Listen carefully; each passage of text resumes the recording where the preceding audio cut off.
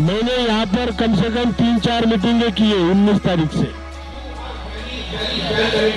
और सभी मीटिंगें करने के बाद वो ये नतीजे पे पहुंचे। नमस्कार दोस्तों, आपका स्वागत है हमारे YouTube चैनल टेक्निकल मोदी 2.0 में। EPS 95 पेंशन धारकों के लिए बड़ी खबर निकल के आ रही है। यदि आप एक EPS 95 पेंशन धारक हैं तो यह खबर आपके लिए बड़ी महत्वपूर्ण खबर होने जा रही है। तो आप बने रहिए इस वीडियो के अंत तक हमारे साथ। जो कि EPS 95 पेंशन धारक हैं, कल भी एक मीटिंग हुई और अशोक रावत जी ने उसके चलते हुए कुछ बड़े बयान सामने आए, जो कि हम आपको इस वीडियो के साथ साझा करने वाले हैं। यदि आप चैनल पर नए हैं, चैनल को सब्सक्राइब कर दें और बेल आइकन को प्रेस कर दें। चलिए शुरू करते हैं, क्या खबर निकल के आ रही है।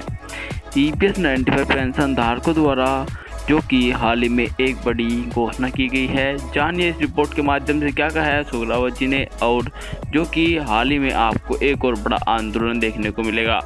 जो कि कल अशोक रावत जी जो कि CPFC की मीटिंग में फिर से गए थे, और उसके चलते हुए अशोक रावत जी ने एक और बड़ी घटना का परिचय कराते हुए यह बात बोली कि EPS 95 पेंशन धारकों की पेंशन बढ़ोतरी के लिए सरकार कोई भी कार्य नहीं कर रही है, और इस प्रकार से चलता रहा तो हमारी पेंशन हमसे छीन ली जाएगी, और जो कि सरकार इसी प्रकार से कार्य कर रही है और हमें पेंशन बढ़ोतरी का झांसा देते हुए हमारी पेंशन बढ़ोतरी नहीं कर रही है।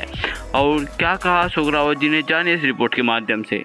हमने उनसे ये कहा कि आप केवल 14,000 करोड़ बांटते हो, जबकि आपकी लास्ट ईयर की पूरा प्रॉफिट 51,000 करोड़ है।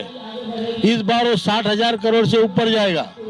इन्वेस्टमेंट आपकी हर साल 27,000 करोड़ से ज्यादा जा रही है। तो ये सारा देखते हैं, और आपका कॉर्पस पेंशन फंड में लगभग 9 लाख करोड़ है। तो ये सभी चीजें देख के इनमें से कहां से पैसा निकाला जा सकता है, और ये पैसा हमारे को पेंशन रूप में कितना दिया जा सकता है। जो कि श्रम मंत्रालय का कहना है कि EPF पेंशन फंड जो कि आपकी पेंशन देता है EPS 95, वह फंड घाटे में है। और जैसे कि अशोक रावत जी ने बताया कि उनको इतना पैसा कहां से आता है और किस प्रकार से उनको दिया जाता है, और पूरी जानकारी दी। पर जो कि EPS 95 पेंशन धारकों की पेंशन बढ़ोतरी के लिए जो प्रपोजल तैयार करने की बात की जा रही थी, वह तैयार नहीं हुआ, और उसी प्रकार से फिर से अशोक रावत जी को खाली हाथ वहां से लौटना पड़ा। और उनके पास पेंशन फंड के लिए बहुत ही पैसा है, और वे आपकी पेंशन बढ़ोतरी करने की ना के बराबर कार्रवाई कर रहे हैं। और बार बार यही बात रखी जा रही है कि सामने कि EPS 95 पेंशन धारकों की पेंशन बढ़ोतरी करने के लिए हम कार्यरत हैं और कार्य कर रहे हैं, करते रहेंगे। इस प्रकार का आश्वासन बार बार दिया जाता है। और अशोक रावत जी ने इस बार कई बड़े फैसले लिए, और इस बार जो फैसला लिया गया है वह आंदोलन इस बार बंद नहीं होगा, और पूरी सुचारू रूप से आंदोलन जारी रहेगा। और जारी रहते ही जब तक पेंशन बढ़ोतरी नहीं होती तब तक यह जारी रहेगा। जानिए इस रिपोर्ट के माध्यम से क्या कहा अशोक रावत जी ने। उस हिसाब से हम अपने अपने जिले में अपने अपनी जगह पे आंदोलन करेंगे। अब आप लोग जो लोग आ रहे हैं उनको रोकिए, और आप लोग शाम को अपने अपने घर जाइए। यहाँ रहने की जरूरत नहीं है।